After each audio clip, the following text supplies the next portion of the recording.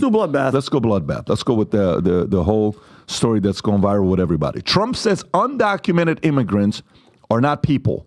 Warns U.S. will see bloodbath if not reelected. This is a Hill story. So let's go through, see what these guys are talking about. Okay, so the former president comments about migrants accused of crimes come as immigration remains a critical issue for 2024. I don't know if you call them people, he said at the rally. In some cases, they're not people, in my opinion, but I'm not allowed to say that because the radical left says they're a terrible thing to say. The former president's comments about migrants accused of crimes come as immigration remains a critical issue in 2024.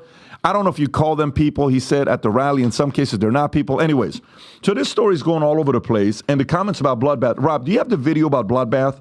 If you have the video about bloodbath, let's kind of show this because the media ran with it. Morning Joe ran with it. Joe Scarborough, you cannot make comments like that. Nancy Pelosi ran with it. They're just criticizing him left and right.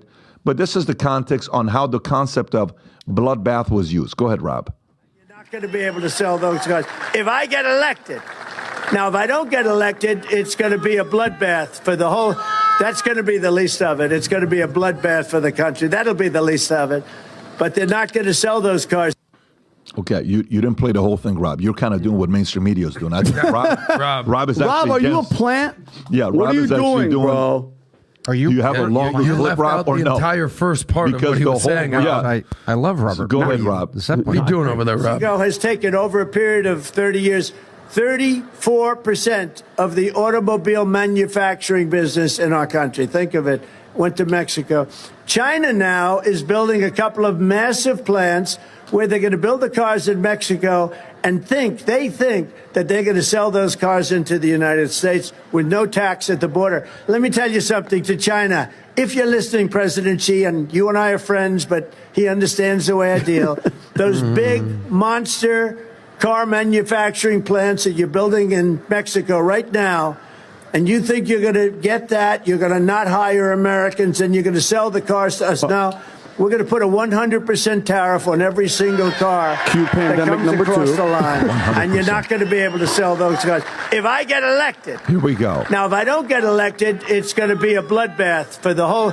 That's going to be the least of it. It's going to be a bloodbath for the country. That'll be the least of it. But they're not going to sell those cars. They're building There you massive go, factories. Rob. A friend of mine. Rob, I'm glad you played the full clip, Right. Rob. You were doing what the Tom, mainstream media does. thoughts Oh, guilty. and by the way, do you have any other clips on what Pelosi said about it, on what Morning Joe said about it? Maybe if you're looking forward. I sent him the Scarborough. I sent him the Scarborough one. Yeah, if you got the Scarborough one on how they spun that, because it's important. You know, the game is a. And this is by the way, this was every single That's news right. place. Go ahead, Rob. Was acting like this. He's talking about a bloodbath for America.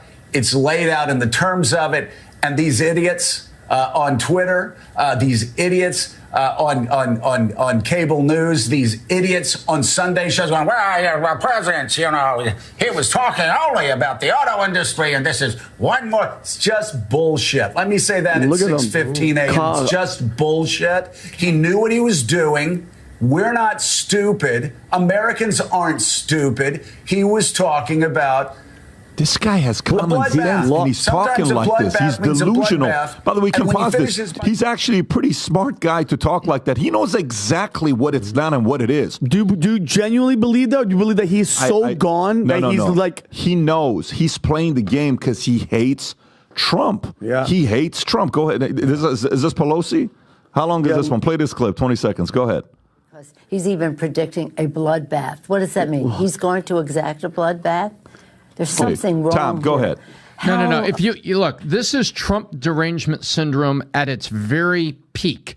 By the way, in terms of Marcos, have we reached peak Trump derangement syndrome? Pretty close. If you have nothing to say, bend the other guy's words. That's what this comes down to. They have no policy. They have nothing they can talk about. Don't you think that now that the primaries are basically settled and we have two presumptive candidates and all we need to do is run to the conventions, don't you think you'd be pushing policies, positive, dream for America, vision? No, you have to bend the other guy's words. Why? Because he's got a head of steam. He's coming up in the polls. You're behind. And you have to go back to the old saw, fear, uncertainty, doubt, and throw it on America. He's going to exact.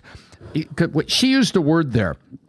What she was saying is, when the phrase, I'm going to exact vengeance on that. That's what she's doing. And then she's inserting the word bloodbath. So this is a dog whistle to people to claim this is going to be dictatorial. This is going to be horrifying. And all Trump was saying, Xi, you're a friend. But if you think you're going to build those cars there, and he said, listen, this is what you want, America. Trump said, that's not the way I deal. He's talking about protecting you. He's talking about protecting jobs. That's not the way I deal. Z, you're a friend, but if you think you're going to put the cars there, Vinny, just send them over here. Forget it. And I'm so happy that you randomly play Nancy Pelosi. I sent Rob a clip. What they're doing right now, what Nancy Pelosi is actively doing, it's called the smear campaign. And if you want to learn the playbook of how to do it, here's an older video of Nancy Pelosi explaining to you guys exactly what she and the mainstream media is doing. Listen from her mouth. And it's a diversionary tactic. It's a self-fulfilling prophecy. You demonize, and then we call it the wrap-up smear. If you want to talk politics, you call it the wrap-up smear. You smear somebody with falsehoods and all the rest, and then you merchandise it. And then you write it, and they'll say, see, it's reported in the press that this, and this. Well, thanks, Nancy. So they have that validation that the press reported the smear.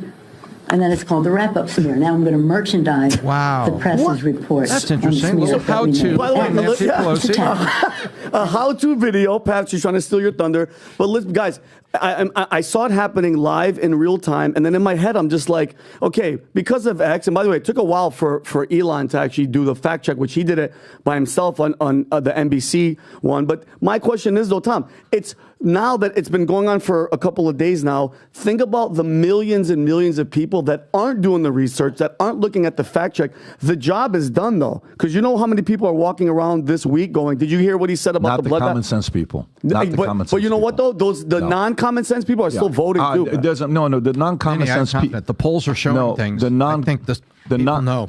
May I, Tom? Can I? I was speaking when you... Go ahead. Finish your thoughts. Go ahead, Tom. No, I was echoing Vinny. Go ahead. Finish your thoughts. No, Tom. Go ahead. You were saying something. I want you to finish your thoughts. All I said, I trust the people. That's what the polls Yeah. So, no, what I was saying is I don't think the common sense people will do that. I think the common sense people will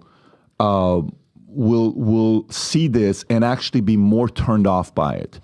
You know, when you constantly bitch about, like, for example, I was in a company and they constantly trashed the previous company that they were a part of. And it was another insurance company. You know what eventually happened? Everybody wanted to know, what the hell happened with the previous company? So everybody was so curious. I'm in Las Vegas. I'm putting an event together. We have a couple thousand people at our event. We're small at this time. This is like 8 years ago or something like that. And right across the street, there's a similar event going on. Then, you know, this guy who's supposed to speak at our event, they get him to go speak at their event right before. And he's a guy that'll take money from anybody. That's why we don't have a relationship. Yeah. So he goes and speaks across the street at the other event. And then at the entire event for 4 days, guess who they trashed? That guy? No, they trashed me. Oh, really? So guess what happened with my phone with DMs? Everybody in that company who has common sense is texting me saying, hey, why do they keep talking about you? And then they came over to us. And then fast forward to that same company that used that model trashing everybody, just lost their biggest guy 2 months ago, 3 months ago, just left. 20,000 some reps left, okay? Ooh. You know, and yeah, all these stuff that's going on, that you play that game, it doesn't work, right? So when we started the company, I said to myself, guys, here's one thing we're not going to be doing. We will teach what everybody is doing, and then you go make a decision for yourself. That company, it's very hard to build a business. If somebody's built a business that big, it takes a lot of work. Those guys takes a lot of work. Those guys takes a lot of work. You don't tear them down. Now, there are companies that attract people that like to trash other people. That's the Democratic Party today, okay? Yeah. Which is what they're doing, and they're trashing Trump all day long. That works with the people that are going to vote no matter what. Remember what RFK said? What did RFK say? RFK said this is the first time ever where the independent voter is the biggest it's ever been, and it's a bigger vote than the Democrat and the Republican. Yes. You know what the independent voter is saying right now? What are you doing? Do you think I'm dumb? The independent voter who actually has the ability to reason and has a logic and common sense watches this and says, wow, what a stupid thing to say. Why would you say something like this? Then they fall for the trap. Then the independent voter and goes and watches the whole thing. Then they come back and say, he never said that. Why would you spin that? And then the independent voter sees the Biden administration create an ad about this and spend money behind it. Then they say, now you're dark and manipulative. That's why I'm going to go the other side, and maybe the other side's not going to do something like this. So I don't think this is actually going to work the more things like this they do. I think the plan of what they want to do is a bigger plan, but I'm going to go to Adam before I transition to another story. Well, Tom, thanks for letting us speak today. Appreciate you, brother. The number one word here that we need to clarify and hone in on is the word literally. So both sides are obsessed with the word literally. So on the right, they say things like, you can't take Trump literally.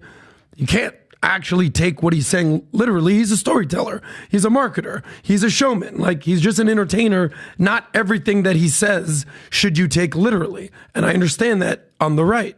Now, the people on the left, they will literally say, literally, you have to take him at his word. Like, if Trump says it, you have to take him at his word. So if you watch anything on the left, MSNBC, CNN, anything over there, Bill Maher says this all the time. I take Trump at his word. If he says those words, I believe him, right? When he says the election is stolen, or this is the end of democracy, or I'm going to be a dictator on day one, I'm going to take him at his word. That is their MO. On the right, they're saying, dude, no, you can't literally take Trump at his word. That's the thing. But here's what I can guarantee on the left. They're going to take every single thing he says that is clippable. Bloodbath. I'm a dictator on day one. Russia, you do whatever you want. Both sides. Mexicans are rapists. And I guarantee you this, they're going to take it, they're going to clip it. The Pelosi's of the world, the Bidens of the world, they're just going to take exactly what he says and run with it. They feed it to mainstream media. It is what it is. By the way, let's not pretend that Trump doesn't also say pretty outlandish things. Of course he does, because he's not afraid to grab the mic, though, Adam. You feel me, bro? Like, he'll talk. He'll openly talk on the mic. When Biden's talking, they're like, no, grab him, get him the hell out of here. I want to see what he says. Go ahead. Let's hear the outlandish stuff. Go ahead. Well, like, if we're going to use, like, can we all agree that Trump speaks in hyperbole? It's going to be the greatest economy ever. We're going to win so much. He's a showman. You said it. Totally. I agree. Yeah. So, like, for instance, you go to the story right here. It's on page, I don't know. Trump predicts that if he doesn't win, it's going to be the end of democracy. Do you actually think that if he doesn't win, it's going to be the end of democracy? I don't know if you have that story. Okay. You're asking me. So if it keeps going like this, I think so. Look, we've dealt with worse in this country before. In 1968, when was it 64? MLK elected, assassinated, Bobby Kennedy assassinated, civil rights era. We've dealt with worse. We're going to hear the same narrative. This is the most important election of our lifetime. If Trump gets elected, he's a dictator. Trump's going to say if Biden's elected, it's the end of democracy. Here's what I can guarantee. Clip it, run it in 2028. There will be an election in 2028. USA will thrive and survive. There's going to be no civil war. The future looks bright. So everyone that wants to basically say this is the end of democracy, or if the other candidate wins, life's over, I don't believe it. But you're entitled to your opinion. Let me ask this question to you there, okay? Because, I'm fully from the camp of future looks bright, okay? What percentage should we, the voter, the American people, be paranoid about seeing other great societies and other great civilizations and countries that fell? Rome, we can go back and we can look at a lot of different case studies that used to be massive and then they fell. How much credibility should we give that there could be a fall in our country? Tom? I think history shows that they all fall. It's just a matter of when, because it's a flawed world, a broken world led by humans that inevitably, in hubris and pride and greed, make a mistake and go over the waterfall. They've all fallen. All the monarchies of Europe, Rome, all those things you were saying. And I think we should study history and we should stand on that knowledge and say, wait a minute, in my lifetime, I'm going to stop it. In my lifetime, I see something bright. I see a bright future. I see something I want to point to. And in my lifetime, I'm not going to let us go inching closer to the waterfall. I'm going to try to stabilize it, and I'm trying to add something good. That's how I approach life. Yeah. I think, it's how many movies have we seen that came true? Think about how many movies we've seen that at one point you're like, oh, that'll never happen. And now it's kind of happening, right? Like 1984? Yeah, stuff like that. Like when you're seeing some of these movies, you're like, all of a sudden, you're like, some of these things came true. I think from the standpoint of him saying, this is the end of democracy, do you think Trump believes that? Do you think Trump believes that? I think Trump probably believes to his core that something's going on behind closed doors that we're not aware of. Now, is he a better salesman? He is. He's gonna sell fear and he's gonna sell opportunity, and he has to. That's the job of a persuader when you're going through it. But there's also part of it that the level of paranoia with what can happen. Like this. What is it called? The Logan Law, Logan Act. Is it called the Logan Act? Can you pull up the Logan Act? What is the Logan Act? It came out in 1799. Is a United States federal law that criminalizes negotiation by unauthorized American citizens with foreign governments having a dispute with the United States. The intent behind the act is to prevent unauthorized negotiations from undermining the government's position. The act was passed following George Logan's unauthorized negotiation with France in 1798 and was signed into law by President John Adams January 30th, 1979. The act was amended in 1994, changing the penalty for violation fine $5,000 to fine under the title. This appears to only be amended by. So if violation of the Logan Act is a felony, okay? And only two people have ever been indicted on charges of violating the act. One is in 1802 and the other is 1852. Neither were convicted. Go to YouTube, go to Twitter right now, Rob, if you don't mind. Go to Twitter and type in, I can't say X, guys, no matter how much I go. So type in Logan, go put Logan Act Obama. Okay? Logan Act Obama. And then go down. Go to that. Okay, zoom in a little bit. Obama violating the Logan Act. In plain sight. Click play. What's he doing going there? Vinny shared this video with me. Yeah. What are you here to talk about? Yeah, he's dressed like he's going to a funeral, by the way. And then look, does this photo, watch this Obama on 10 Downing Street. Look, he waits for the cameras. That's who's in charge, guys. That's who's in charge of our country, period. So to me, when you ask the question about, the democracy is in jeopardy and all this other stuff, I'm more concerned about from the moment he got elected, what he did. They won one game back to back to back. Then Trump came in. Then Biden wins. Then this one, if they win, they have full control. And this kind of goes into Supreme Court where now they're asking, if you want to comment on this Logan Act. Well, I wanted to ask when you say Trump's worried about the threat to democracy. Yeah. What did he say? End of democracy? What does that entail? If that entails, ready for this? Trump predicts the end of democracy if he loses 2024 Okay, election. so ready for this? Does that entail the end of democracy? The government being involved with election interference, what Adam's going to talk about later with Google? Is it the influx of all these illegals for the vote? Is it crime? Endless wars? And I mean, if you think about it, he's right. It's not going to happen right then and there. But I mean, they're doing everything to do. And Obama, why is Obama going to visit with a bunch of heads of state and he's not the president of the United States? It's just showing you Biden's not in charge. Biden can't just jump on the plane, fly to England, go meet with all these people, because he was meeting with a couple of them in there. I think Belgium or somebody else, the female was in there. But it's like, what is he doing? Are you making decisions? This is a private meeting. Rob, can you pull up why Obama visited London, visited UK? And why did he visit there? That was 10 Downing Street, right? Which is sort of their White House, their parliament. The thing that they're saying is he went there to talk about something that has nothing to do with this, but the meeting that he was having was secretive and nobody's going to know what it is. As he headed inside the Prime Minister's office in London to meet with Sunak, 43. Yeah. Sunak's official spokesman told The Guardian that Obama made an information courtesy drop in part of his trip to London, where he was visiting for work as part of his Obama Foundation. Obama and Sunak were reportedly discussing a wide range of topics, including AI. Yeah. Per the outlet, I think President Obama's team made contact, and obviously the Prime Minister was very happy. Why would they? Yeah, so this is the kind of stuff that's a little bit suspicious on what's not. Listen.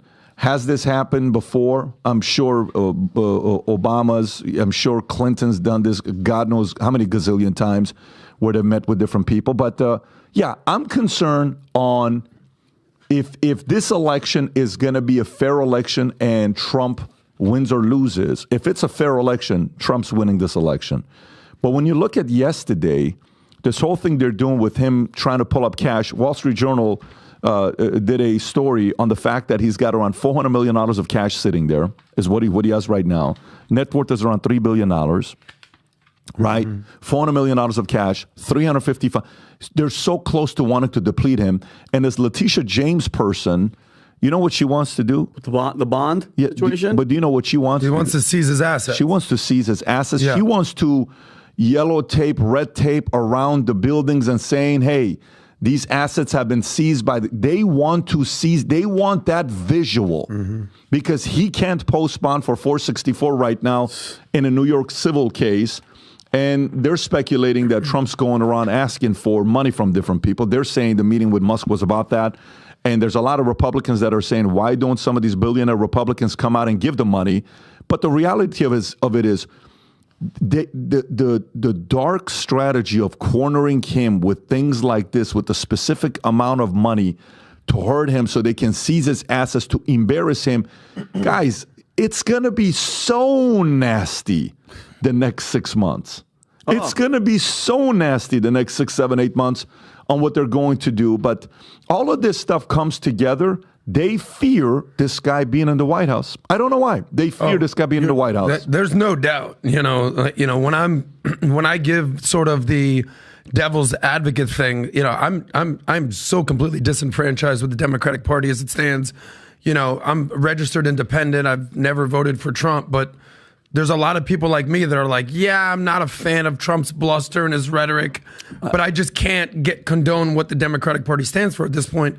But there's a lot of fear, and there's a lot of, I actually empathize with a lot of the people on the right that understand that there is some sort of, whether you want to call it a witch hunt, whether you want to call it election interference, this guy was $500 million. Right. And Letitia James, who campaigned on the fact that she wants to prosecute Trump, she's out there basically saying that she's going to try to seize his assets. So this 464, if you just want to go down the rabbit hole of Trump's money, FTM, follow the money, Trump's worth what? Give or take about $3 billion. Is that fair? Is that a fair number? Of that, according to Wall Street Journal. Yeah. So, well, that's a credible source. Exactly. I agree with you. So of that, he has they said about $500 million of cash, give or take 400 to 500 million of cash. Fair number.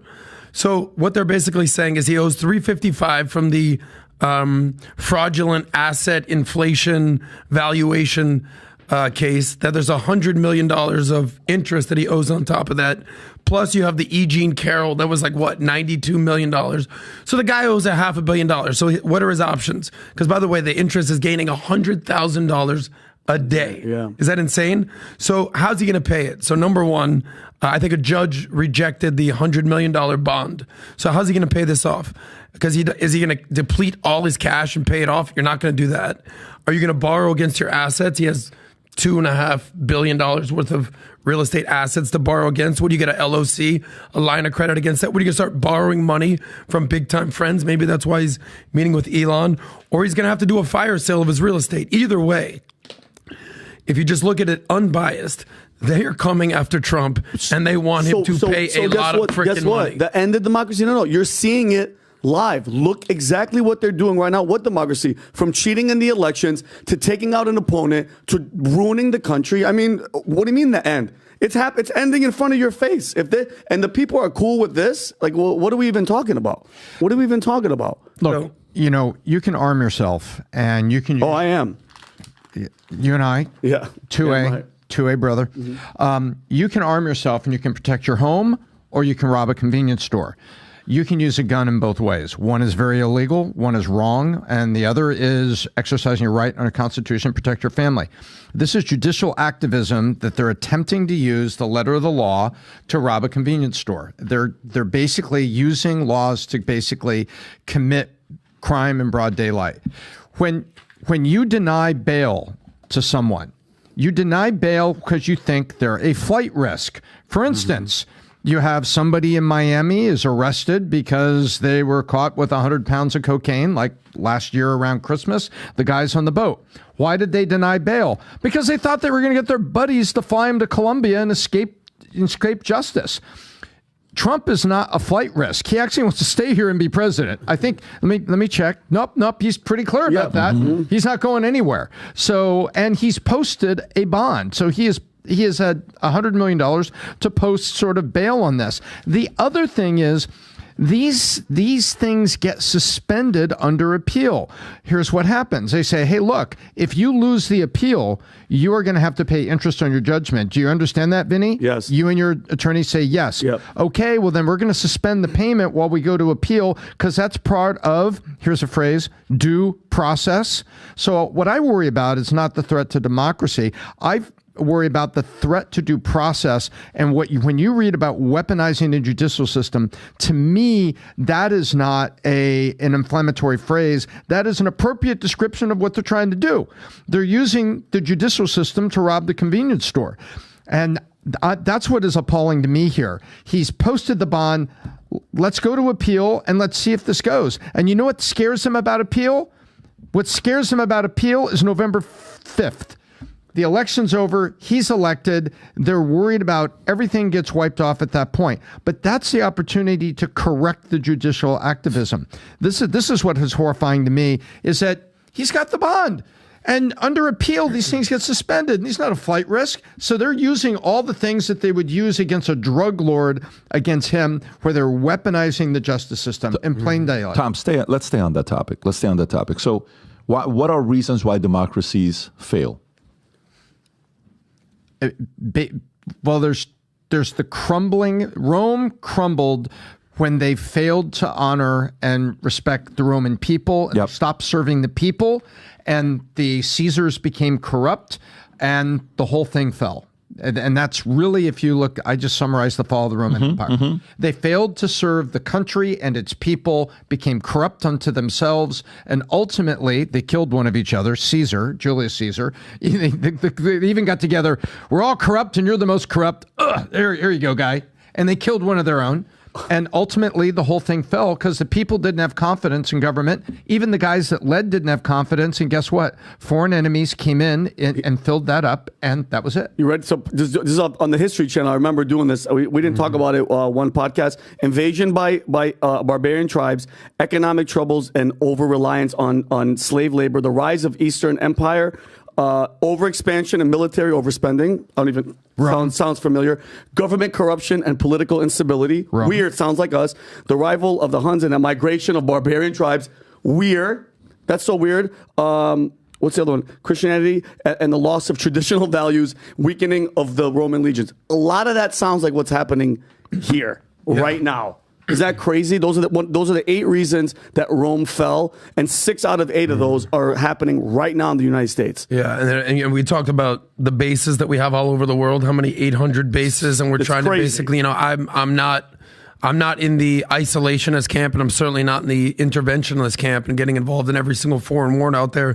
There needs to be a balance out there. Dave Smith and Candace Owens had a great conversation about stop trying to turn the American empire into an actual worldwide empire and just focus on it being an actual republic. This is what happened to Rome. They tried to expand. They tried to intervene in every single war. And if you try to win every single war, you can't win the war at home. And basically you crumble within. Then you get into the lack of confidence that a lot of people think that the elections are stolen, everything like that. Whether that's true or not, they believe it. So there's a lot of people. What's the stat out there? There's basically 50% of people, Americans can't tell the difference between facts and opinions.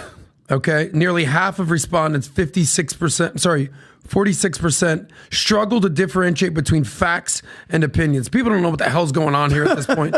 So at this point, it's the information age is officially over, meaning that we have information at our fingertips, whether you call it Google, whether you call it AI, whatever it is. We are now officially in the era of confirmation and validation. What the hell is true? What the hell is not true? So that's a major problem in our democracy at this point, is facts and opinions differentiate. Tom, go ahead. Well, and you look at France, the French Revolution, the monarchy, treated the people like crap, and it ultimately led to a strong leader in Napoleon rising out of that.